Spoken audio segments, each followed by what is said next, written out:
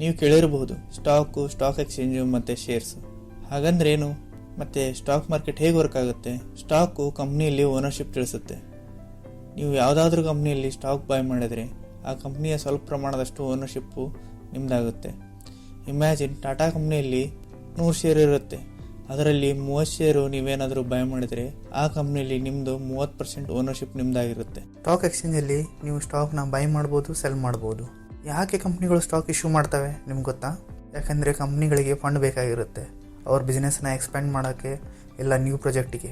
ನೀವೇನಾದರೂ share by ಮಾಡಿದರೆ ಆ ಕಂಪ್ನಿಯಲ್ಲಿ ಶೇರ್ ಹೋಲ್ಡರ್ ಆಗ್ತೀರಾ. ಆ ಕಂಪ್ನಿಯ ಅರ್ನಿಂಗಲ್ಲಿ, ಪ್ರಾಫಿಟಲ್ಲಿ ನಿಮಗೂ ಶೇರ್ ಸಿಗುತ್ತೆ. ಹಾಗಿದ್ರೆ ಸ್ಟಾಕ್ ಮಾರ್ಕೆಟ್ ಹೇಗೆ ವರ್ಕ್ ಆಗುತ್ತೆ ತಿಳ್ಕೊಳ್ಳೋಣ ಒಂದು ಎಕ್ಸಾಂಪಲ್ ಮೂಲಕ. ರವಿಗೆ ಒಂದು ಡ್ರೀಮ್ ಇರುತ್ತೆ, ಒಂದು ಒಳ್ಳೆ ಹೋಟೆಲ್ ಓಪನ್ ಮಾಡಬೇಕು ಅಂತ. ಅದಕ್ಕೆ ಅವನಿಗೆ 1 ಲಕ್ಷ ಬೇಕಾಗಿರುತ್ತೆ. ಬಟ್ ಅವನ ಹತ್ರ ಇರೋದು 50,000. ರವಿಗೆ ಬೇರೆ ಬೇರೆ ಆಪ್ಷನ್ ಇರುತ್ತೆ. ಒಂದು, ಬ್ಯಾಂಕಿಂದ ಲೋನ್ ತೊಗೋಬೇಕು, ಇಲ್ಲಾಂದರೆ ಇನ್ವೆಸ್ಟರ್ನ ಹುಡುಕಬೇಕು. ರವಿ ಸೆಕೆಂಡ್ ಆಪ್ಷನ್ನ ಚೂಸ್ ಮಾಡ್ತಾನೆ, ಇನ್ವೆಸ್ಟರ್ನ ಹುಡುಕೋಕ್ಕೆ.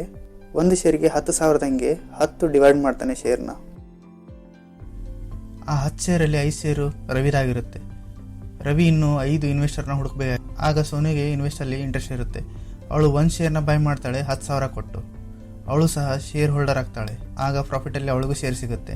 ಹೋಟೆಲ್ ಗ್ರೋ ನೋಡಿಬಿಟ್ಟು ಇನ್ನೂ 4 ಜನ ಇನ್ವೆಸ್ಟರ್ ಸಿಗ್ತಾರೆ ರವಿಗೆ. ಅದೇ 2 ವರ್ಷ ಆದಮೇಲೆ ರವಿ ಇನ್ನೂ 4 ಹೋಟೆಲ್ ಬ್ರಾಂಚನ್ನು ಓಪನ್ ಮಾಡ್ತಾನೆ. ಆಗ ರವಿದು 1 ಲಕ್ಷ ವ್ಯಾಲ್ಯೂ 4 ಲಕ್ಷ ಆಗಿರುತ್ತೆ. ಅಂದರೆ ಸೋನು 10,000 ಕೊಟ್ಬಿಟ್ಟು 1 ಶೇರ್ ಬೈ ಮಾಡಿರ್ತಾಳೆ. ಈಗ ಆ 1 ಶೇರ್ನ ವ್ಯಾಲ್ಯೂ 40,000 ಆಗಿರುತ್ತೆ. ಈಗ ಸೋನು ಏನಾದರೂ ಆ 1 ಶೇರ್ನ ಸೆಲ್ ಮಾಡಿದರೆ ಅವಳಿಗೆ 30,000 ಲಾಭ ಆಗುತ್ತೆ. ಫಾರ್ ಎಕ್ಸಾಂಪಲ್, ಅದೇ 2 ವರ್ಷ ಆದಮೇಲೆ ರವಿ ಹೋಟೆಲ್ ಬಿಸ್ನೆಸ್ಸು ಫೇಲ್ ಆಗುತ್ತೆ. ಲೋ ಕ್ವಾಲಿಟಿಯಿಂದ, ಲೋ ಎಕ್ಸ್ಪೀರಿಯನ್ಸಿಂದ. ಆಗ ಹೋಟೆಲ್ ವ್ಯಾಲ್ಯೂ 1 ಲಕ್ಷದಿಂದ 70,000 ಆಗುತ್ತೆ. ಆಗ ಸೋನು 10,000 ವ್ಯಾಲ್ಯೂಗೂ 7,000 ಆಗುತ್ತೆ. ಅವಳಿಗೆ 3,000 ಲಾಸ್ ಆಗಿರುತ್ತೆ. ಇದೇ ಥರ ಸ್ಟಾಕ್ ಮಾರ್ಕೆಟ್ ವರ್ಕ್ ಆಗುತ್ತೆ. ಇನ್ ಕೇಸು ರವಿ ಹೋಟೆಲ್ಲು ಇಂಡಿಯಾದಲ್ಲಿ ಎಕ್ಸ್ಪೆಂಡ್ ಆಗಿ ತುಂಬ ಹೆಸರು ಮಾಡಿದರೆ ಆಗ ಸ್ಟಾಕ್ ಎಕ್ಸ್ಚೇಂಜಲ್ಲಿ ಲಿಸ್ಟ್ ಆಗ್ಬೋದು. ಆವಾಗ ಇನ್ವೆಸ್ಟರ್ ಬೈ ಆ್ಯಂಡ್ ಸೆಲ್ ಮಾಡ್ಬೋದು ಸ್ಟಾಕ್ ಎಕ್ಸ್ಚೇಂಜಲ್ಲಿ. ಯಾಕೆ ಜನರು ಸ್ಟಾಕಲ್ಲಿ ಇನ್ವೆಸ್ಟ್ ಮಾಡ್ತಾರೆ?